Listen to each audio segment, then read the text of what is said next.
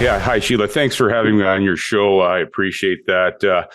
You know what? This whole thing, Bill C-21, it started off as another series of Justin Trudeau's assaults against Canadians' personal property. And, the key parts of the bill were complete. First of all, it started off as a complete ban on all transfers of handguns.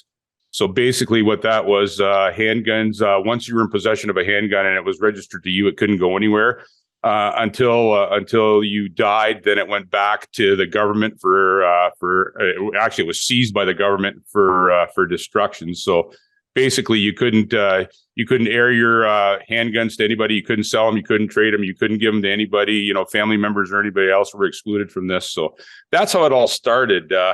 Then they put a ban on all handguns coming into Canada. They did that by ministerial powers. That wasn't incorporated into the order in council. They did that by ministerial powers.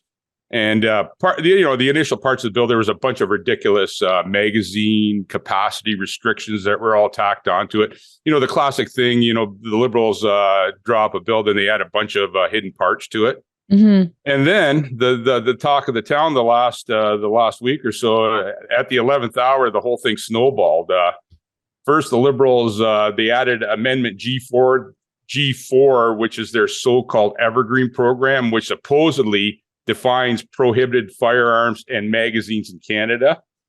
And they tacked that on at the last minute. Then when we thought it couldn't get any worse, they added an Amendment G46, which attached the original May 2020 Order in Council ban list to Bill C-21, plus another 430 center fire hunting rifles and shotguns, plus variants. And the key word on that is variants, because there is no definition of a variant. But the Liberals use it as a political term, so we don't even know what, besides the 430 firearms they added to the list, the variants are. So anyway, at the end of the day, just to lay it out for everyday Canadians, they did this. In my opinion, they did this for several reasons. The number one reason is, it's the classic Liberal move to get the heat off themselves when they're starting to feel it in Ottawa, and this is for a variety of reasons. Number one, the Arrive Can app scandal. The exploitation of the tragedy in Nova Scotia for political gain. Something that you guys have really been involved in, the Emergency Measures Act that Justin Trudeau put in place in Ottawa during the trucker convoy protest. The Bitcoin scandal involving several MPs. This is another diversion to get the heat off the Liberal Party. And in my opinion, the two biggest reasons, by attaching the original Order in Council plus these other hunting firearms to Bill C-21, that's basically going to null and void all the court cases that have been filed, including the one the NFA is funding. So if this bill becomes law, all those court cases will be nullified, and they will no longer exist, because there was a lot of holes in the Order in Council, and they knew that. And so I think this is a reason they attach it to the bill. But the big thing too is when they attached the original Order in Council to this bill, and with the other 430 firearms that they just pulled out of the blue, they did not talk about any sort of buyback or compensation for these firearms.